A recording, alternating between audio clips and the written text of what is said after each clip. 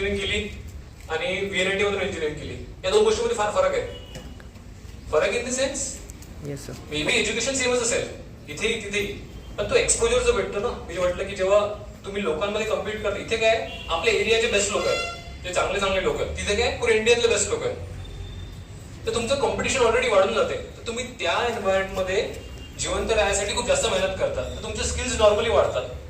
आणि त्याचा एक बाय प्रॉडक्ट म्हणजे असं की त्याचं नाव आहे, एक्सपोजर आहे, तर मोठ्या कंपनीज तिथे येतात, तुमचं चांगल्या जागी कामे करायची म्हणजे ऑपॉर्च्युनिटी, संधी तुम्हाला भेटते, जे इथे कदाचित नाही भेटणार. कंपनीज कमी येतात, एक्सपोजर कमी आहे, शेगाव फार दूर आहे थोडंसं.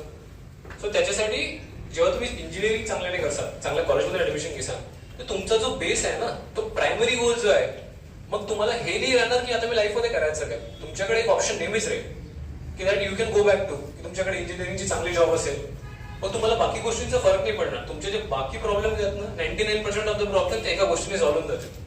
तुमच्याकडे चांगले जॉब राहणार, लाईफचे फ्युचर प्लॅन्स ते राहतील, आणि तुम्हाला एक डिलेमा नाही राहणार की काय करायला पाहिजे, काय नाही करायला पाहिजे. तर त्याच्यासाठी सगळ्यात पहिले आधी एक्झामसाठी चांगलं प्रिपेअर करा.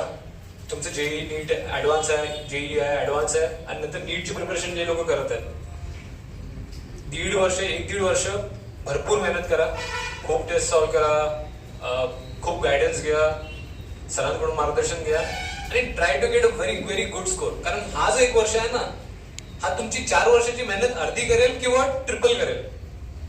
जर कॉलेज थोडं कमी भेटलं, रँक कमी आली, तर मग पुढची 4 वर्ष जास्त मेहनत करावी लागेल.